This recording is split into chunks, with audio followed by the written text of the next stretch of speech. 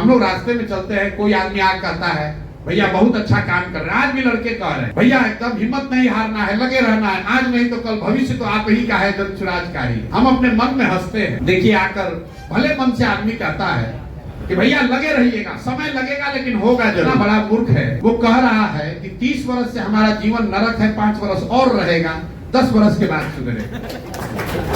अरे भाई आपको तो कहना चाहिए भैया कल बदलाव होना चाहिए। वो आके कह रहा है कि होगा जरूर लेकिन 10 वर्ष में होगा। मतलब हम लोग 30 वर्ष से कुचा कर अभी मन नहीं भरा है, 10 वर्ष और कुचाएंगे तब जगे। अरे भाई प्रशांत किशोर का जीवन तो बढ़िया चल, हमारा लड़का तो आज भी देश के सबसे अच्छा स्कूल में पढ़ रहा है। आपकी जिंदगी परेशान, आप जिंदगी से परेशान हैं, आप यहाँ के भ्रष्टाचार से परेशान हैं, आप शिक्षा व्यवस्था बदलना चाहते हैं, तो आप 10 वर्ष और क्यों बर्बादी में रहना चाहते हो भाई? कोई दूसरा आदमी कहता है कि अच्छा इनको 5 वर्ष देख लो, तब आपको कहना चाहिए भाई यहाँ 35 वर्ष से कुचाते भरा मन भर गया है, अब कम से कम कोई एक विकल्प दिखाए, जल्दी पकड़ेंगे इसको के 5 वर्ष और इंतजार कर। आदमी है धीरे धीरे ही सुधरेगा। काई जमा हुआ है उस पर दौड़ने जाइएगा, फर्श पर गिर जाइएगा, हाथ पे टूट जाएगा। काई जब लग जाती है फर्श पर, उसको बैठकर झाड़ू से ईंटा से बैठ के रगड़ना पड़े। वैसे बिहार के लोगों पर काई जम गई, उसको बैठकर साफ करना पड़ेगा और तभी सुधार होगा। सुधार तब होगा जब समाज जगे। बिना समाज को जगाए समझाए कोई व्यक्ति, कोई विचारधारा, कोई दल नहीं सकता है।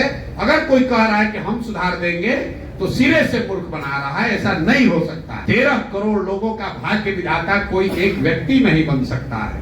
13 करोड़ लोग नहीं सुधरना चाहेंगे तो कोई एक आदमी आके सुधार देगा? ये संभव है। एक ही उपाय है कि उन 13 करोड़ लोगों को धीरे धीरे समझाया जाए और उसमें कोई अगर 2-2.5 करोड़ आदमी भी जिस दिन जान जाएगा, मतलब 10 में 3 भी। कई बार लोग कहते हैं भैया अभी हमको एक साथी मिला, बहुत बेचारा, मोटरसाइकिल रोक के हमको शीशा खुलवा, कहा भैया अभी जमीन पर और लोगों का जानना बाकी है और मेहनत करना है।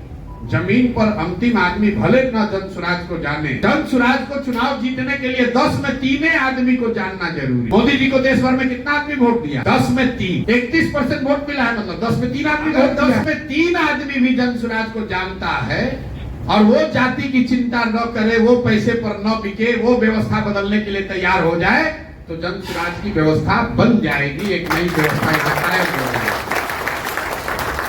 अंतिम आदमी जान जाए तब सुधार होगा, ऐसी बात नहीं है। जनसुराज की ताकत हो या न हो, जिस दिन देश आजाद हो रहा था, आजादी से बड़ी तो कोई चीज नहीं है। जिस दिन देश आजाद हो रहा है, समझिए कि आज 15 अगस्त 1947 है, तो भी उस दिन भी हजारों लोग जो भारतीय थे वो अंग्रेजों के सैलरी पर काम कर रहे थे और आप पर, हम पर, हमारे पूर्वजों पर गोली चला रहे थे। जिस दिन जान रहे कि देश आजाद हो, आज अंग्रेज छोड़कर जा रहा है, फिर भी अंग्रेजों के कहने पर गोली चला रहा था कि नहीं चला रहा? ऐसा तो है नहीं कि अंग्रेज का सेना खत्म हो गया था और अंग्रेज के सेना में सब अंग्रेज थोड़े नहीं थे, तो सब भारतीय ही लोग थे। किसी भी विचारधारा से आप 100% लोगों को नहीं बना सकते, लेकिन समाज में परिवर्तन के लाने के लिए 25-30% आदमी भी अगर तैयार हो जाए तो परिवर्तन संभव है। बिहार में आप व्यवस्था बदलना चाहते हैं तो दूसरा क्या कर रहा है उसकी चिंता छोड़िए, अपना शुरुआत कीजिए।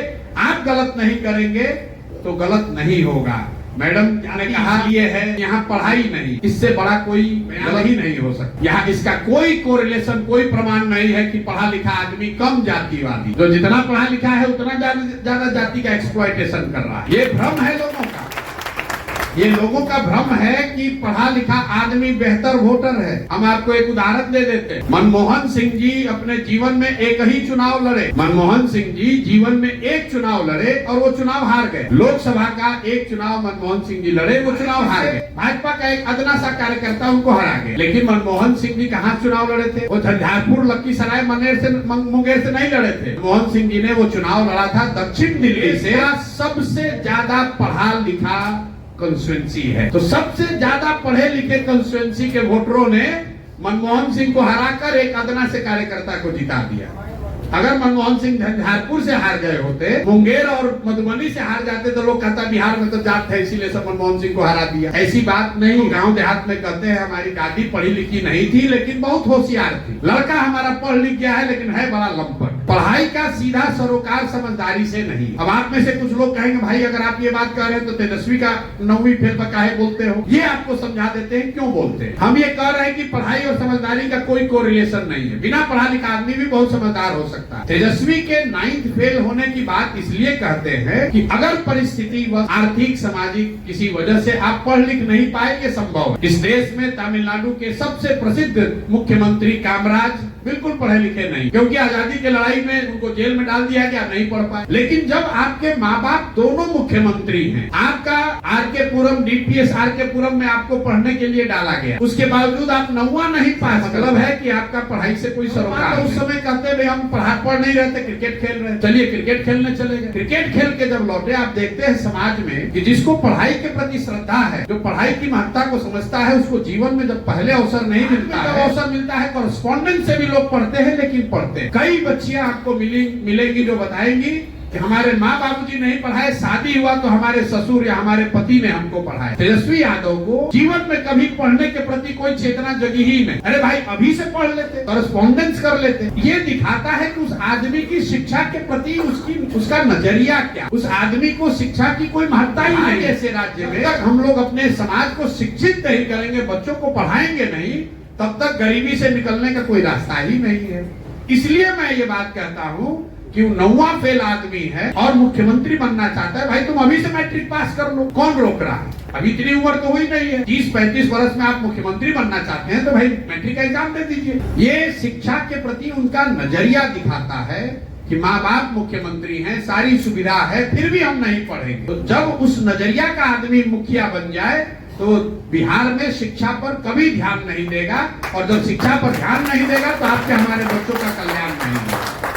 इसलिए बात करते हैं। बाकी पढ़ाई लिखाई होने से लोग हिंदू मुसलमान नहीं करेंगे, पढ़ाई लिखाई करने से अगड़ा पिछड़ा नहीं करेगा, ऐसी बात नहीं है। पढ़े लिखे लोग ज्यादा कम्युनल हैं। कई ऐसे आप घटना देखिएगा, पढ़ा लिखा आदमी ज्यादा हिंदू मुसलमान कर रहा है, ज्यादा अगड़ा पिछड़ा कर रहा है।